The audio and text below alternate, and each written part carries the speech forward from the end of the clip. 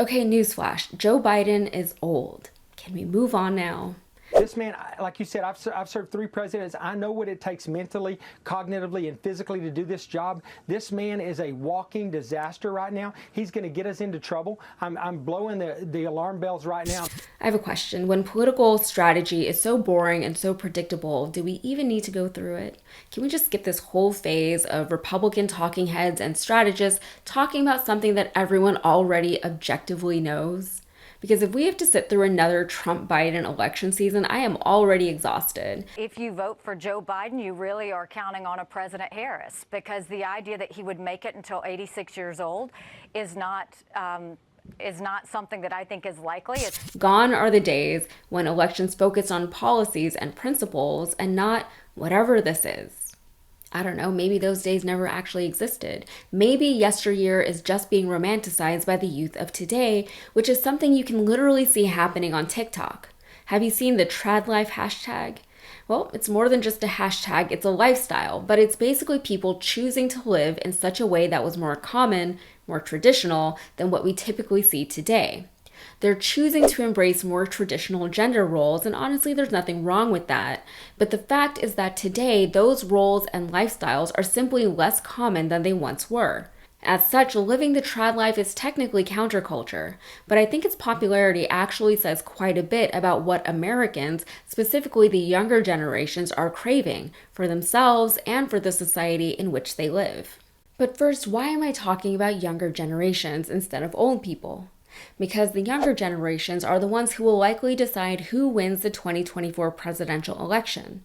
And while ageism is something that both people, young and old, have to deal with at various points in their lives, I don't think millennials and Gen Z care quite as much about how old these candidates are when there are so many other actual issues to talk about.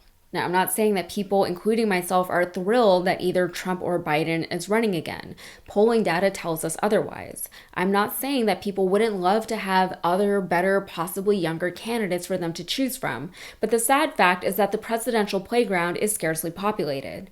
Sure, there are a few other contenders in the field, but history tells us that the incumbent will likely secure the nomination, like it or not. So it would be unwise not to seriously consider the possibility that Joe will be the Democratic nominee for 2024.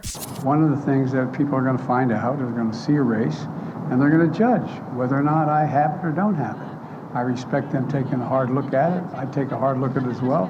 I took a hard look at it before I decided to run. And I feel good. I feel excited about the prospects. And I think we're on the verge of really turning the corner in a way we haven't in a long time. If and when he does become the nominee, his age won't really matter. It's not something anyone can change, so it would be silly to keep talking about it. And most people who vote blue aren't going to suddenly vote red just because the red guy is a few years younger. Now, with that said, anything can happen. I don't know what's going to happen. I'm just looking at patterns. But back to trad life. The glorification of simpler times, or times that were perceived to be simpler, is likely springing up for a few different reasons. Dissent magazine calls it an agoraphobic fantasy, which suggests that the horrors of the unknown, combined with the work-from-home, stay-at-home culture of the pandemic, has heightened anxiety amongst people, whether socially or otherwise. We got used to staying in our homes, and we adjusted our lives in such ways that we didn't have to leave our homes or interact with others as often as we used to. We entertained ourselves in our homes, picking up hobbies that didn't necessarily require any social skills, and we literally self-isolated, which had mental health impacts that are still being studied. But the fear of whatever is out there is real.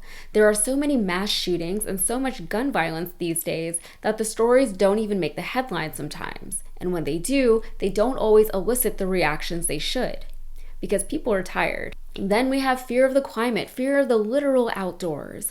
And it's a fear that we internalize because we keep being told that we are actively killing our own environments just by living our lives within the society that oil and gas lobbyists built for us. For people on the hard right, they have xenophobia to deal with, which sounds pretty exhausting. I don't think I'm xenophobic, so I wouldn't know firsthand, but I can't imagine the emotional stress one would have to deal with every time they encountered someone who didn't look like themselves. Wherever people stand on issues, they want their voices to be heard and they want their fears to be allayed. They want solutions to problems, but instead, they get ageism on Fox News. They get outrage over a problem that has no solution. To quote last week's episode of Succession, they get a lot of yelling. Small men, big veins, fat wallets. News for angry old people. And they know what they're doing. They've been doing it for years. They sow outrage over issues that aren't actual issues and or don't have plausible, workable solutions. Because if they brought up real issues, they'd have to do real work, and they'd have to actually pay attention to the wants and needs of their constituents. They don't want to do that. So instead of listening to and serving the American people, which is what they were elected to do, they instead talk and talk and talk. They tell you what your problems are. They tell you what you don't like. They tell you how to feel about things. They control the narrative. And they do a disservice to everyone who voted for them in the process.